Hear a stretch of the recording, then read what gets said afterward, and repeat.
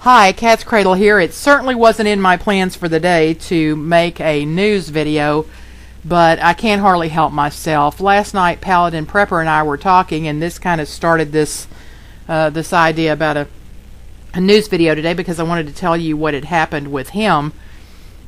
I don't watch the television, and the only news I get is whatever pops up as I'm moving around on the internet. And I had briefly seen this story about the brouhaha with Chick-Fil-A and how somebody had said I think they're closed on Sunday, and the owner said he supported, family values and the definition of a traditional family, and how some politicians had jumped in and some ecclesiastical leaders had jumped in, and now there's a big mess. And the mayor of Chicago or something has said that that Chick-fil-A doesn't represent their city and that they are discriminatory against people who are not in traditional families. And anyway, big old mess. So Paladin Prepper posts on his Facebook a simple sentence saying, "I think I found my new favorite fast food restaurant. I'll be supporting Chick-fil-A." That's what he said. And he got a notice very quickly that his Facebook account had been suspended.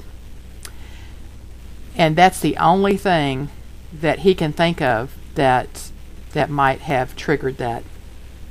So I'm not sure if it's up yet. He's not home right now, but he's going to check it in a little while and see if it's back up. Anyway, how ridiculous is that? And it just lets you know, they're watching and they're looking for key words, and he had Chick-fil-A in the title of his post. So anyway, thought you'd find that interesting.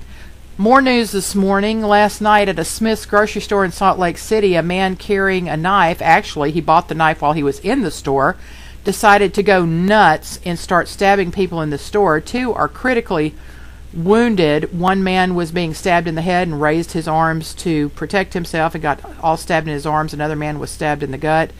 And he met his match. There was a man in the store who had a concealed carry permit. He pulled the gun, told the knife-wielding crazy person that if he didn't drop it that he would shoot him. The guy dropped the knife. The police got there, arrested him, and everybody's calling the guy who had the gun a hero. I'm telling you, people are not going to take it anymore, and how fortunate for the people in that grocery store that there was someone there who could stop the madness. Anyway, check that story out. I'll post links to all this below. Paladin Prepper also was talking to me this morning saying that gun sales have skyrocketed after the movie massacre in Colorado. And I went to go check out that story, and sure enough, that is the case all over the country. It's done exactly the opposite of what I'm sure the government officials would like to see happen. I'll read you a little bit of this story I'll post for you. Firearm sales have increased in the wake of the Colorado movie theater massacre. Let's see. I'm going to scroll down here. According to Associated Press, this is 25% the amount of people. Oh, here we go. The state approved background checks for 2,887 people who wanted to purchase firearms.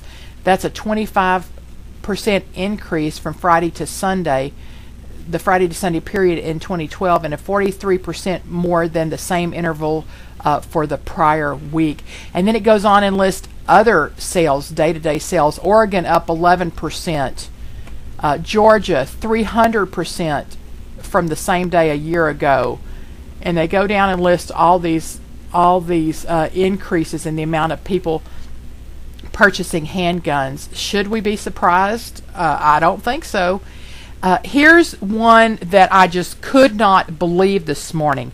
In New York City, a person who owned this large building hired a graffiti artist to paint something on the side of their building. And the thing that was painted was murderers, and it under it there are all kind of symbols, and one of them just happens to be NYPD, a shield down at the bottom of that. I'll post the link so you can look at it. Well, shortly after it was painted, two plainclothes policemen from the local precinct carrying buckets of paint came and painted over that mural. Now, it was a privately owned building. They privately hired the artist and paid them to paint this, and police came and painted over it. I was astounded when I read it. what has happened to free speech and these bullies who just decide that they can do whatever they want. Read the story, and I hope you're paying attention. I hope you're paying attention.